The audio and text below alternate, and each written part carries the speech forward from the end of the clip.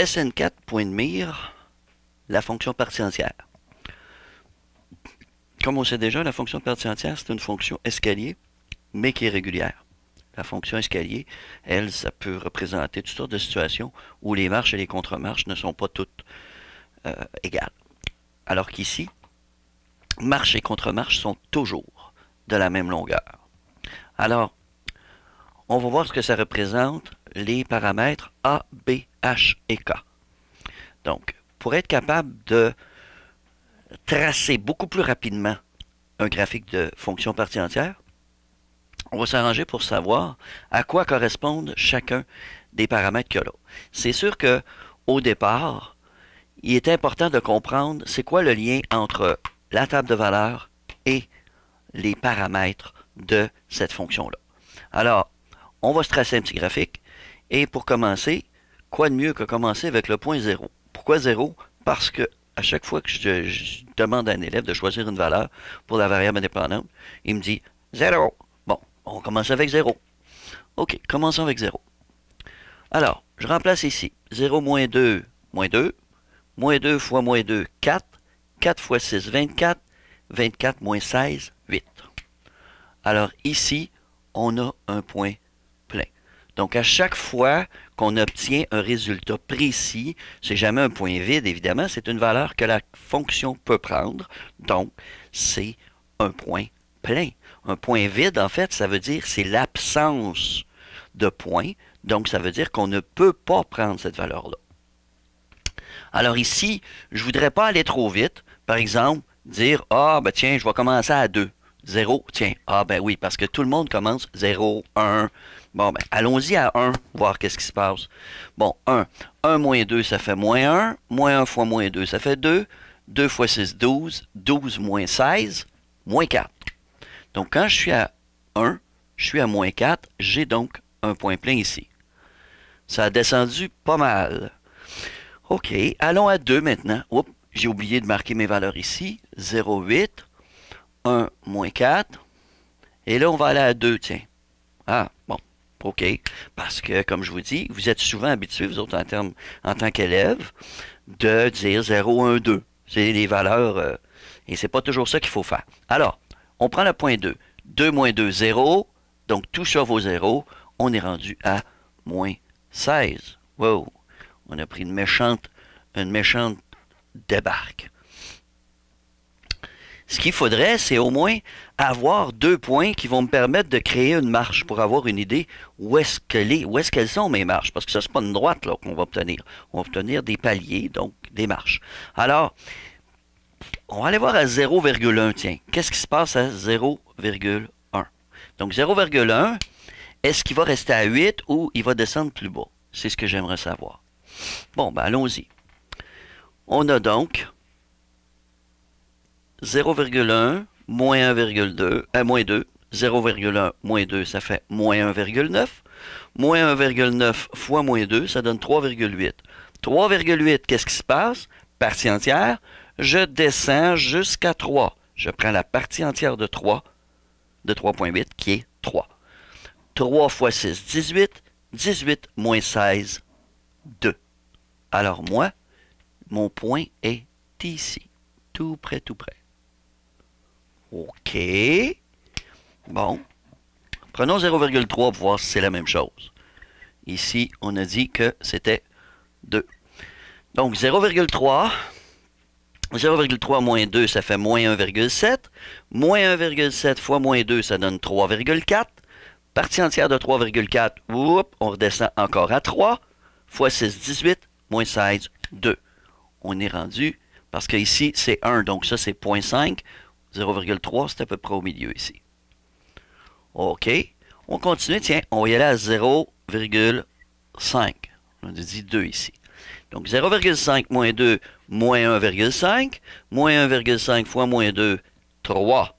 Partie entière de 3, 3. Fois 6, 18. Moins 16, 2. Bon, voilà une marche ici. Et là, on est ici. Là, à quoi pensez-vous qu'on peut s'attendre? Moi, je suis arrivé directement sur 3.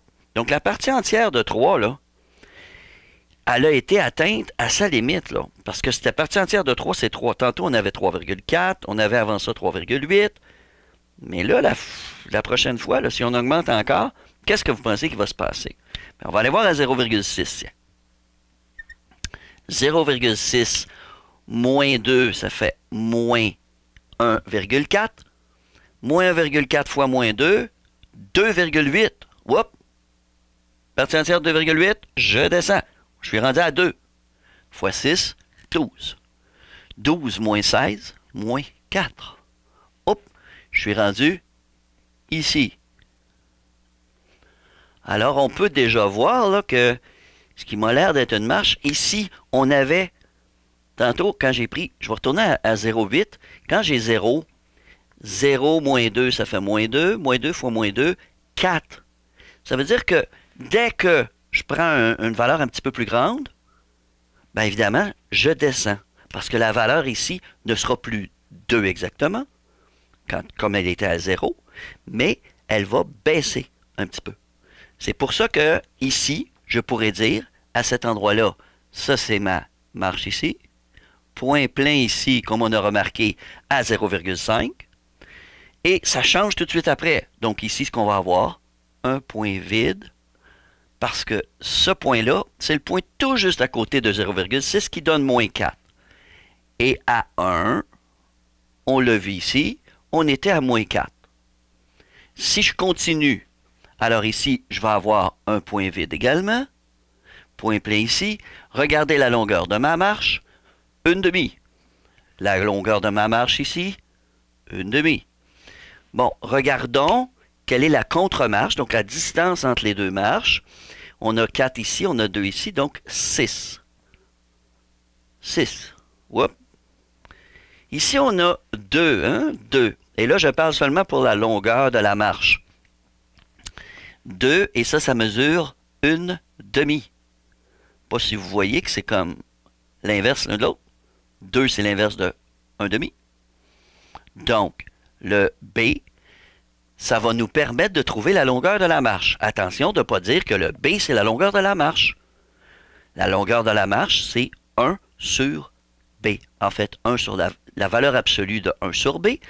En fait, on peut laisser faire les signes ici pour ce qui est des longueurs. Parce qu'en fait, une longueur, ça n'a pas de signe.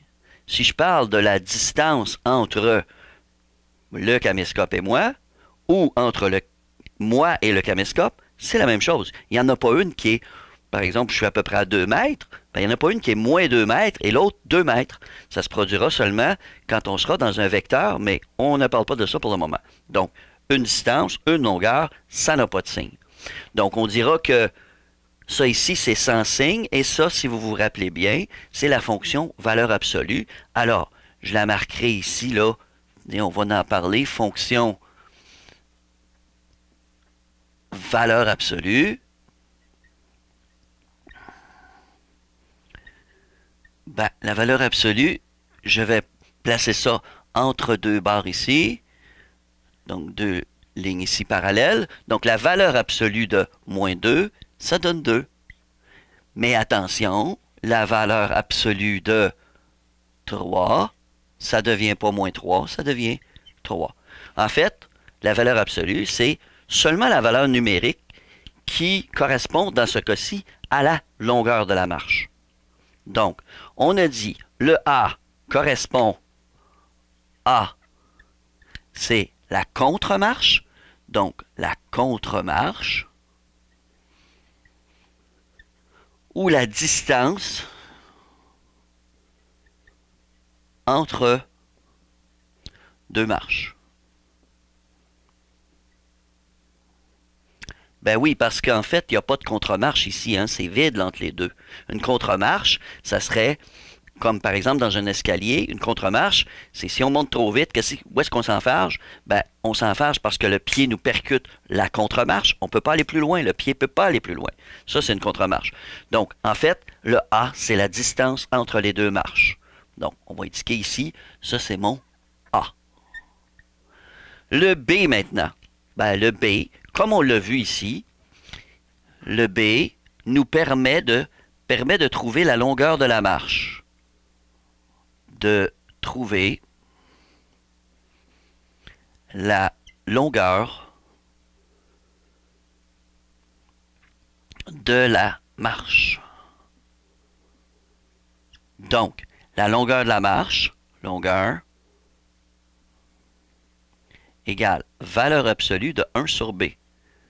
Donc, dans ce cas ici, 1 sur moins 2. Donc, valeur absolue de 1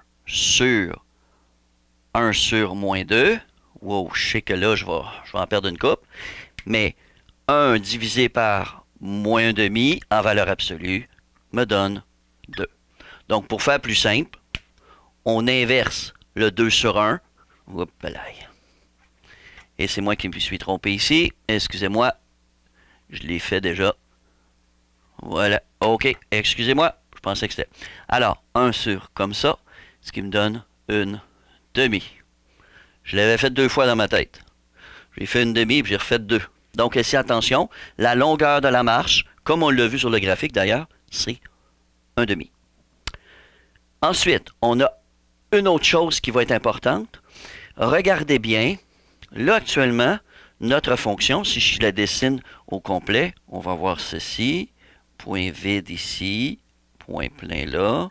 Ensuite, point vide ici, point plein, etc. Comme ceci. Ici, mon petit point vide. 6 plus haut, mon petit point plein avec mon petit point vide ici. Donc, on peut remarquer une autre chose. Le point B, étant donné qu'il est négatif, donc B plus petit que 0, implique que les segments seront comme ceci. Comme c'est le cas ici. Si on avait eu B plus grand que 0, on aurait eu un segment comme celui-là. Alors ça, comment avoir ça? Bien évidemment, c'est en faisant ma table de valeurs ici. Moi, je fais juste, disons, généraliser ce qui est arrivé ici. Ça me prendrait évidemment plus d'exemples, mais si vous en faites dans le cahier, il y en a un numéro, entre autres, où il y a 4 exercices à faire. Là-dessus, c'est très important que vous fassiez votre table de valeurs pour vous rendre compte que c'est vraiment ceci. Alors, une autre chose, le A fois le B. Ici, on a décroissant. Donc, quand le produit de A et B, donc A fois B est négatif, on aura une fonction décroissante. Donc, fonction décroissante. Quand le produit de A par B est positif, on aura une fonction croissante.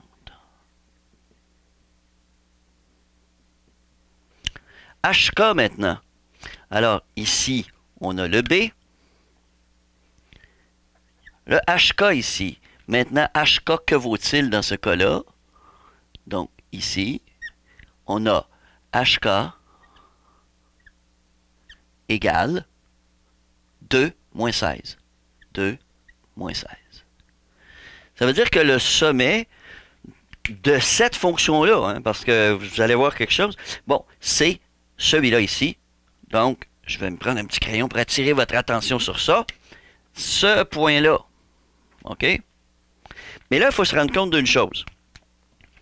Ce point-là, 2 moins 16, je pars de ce point-là et je donne des valeurs successives à mes x et je vais reconstruire mon graphique en reculant. Qu'est-ce qui serait arrivé si j'avais utilisé ce point-là? Est-ce que j'aurais changé A et B? Ben non. J'aurais obtenu exactement le même graphique, mais avec un autre sommet. Donc, les sommets de ce graphique-là, je pourrais les faire changer et ça définirait exactement la même fonction partie entière. Ça veut dire que je parte d'ici et que je recule et puis j'avance, parce que là, on aurait d'autres marches ici, d'autres marches là, on obtiendrait exactement le même graphique.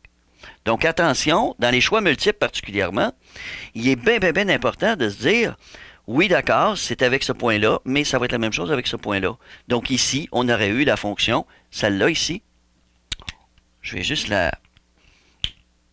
OK, on va la redessiner ici. Alors, ici, on aurait, mettons, on va l'appeler g de x, celle-là, g de x égale 6 fois moins 2 fois x moins quoi?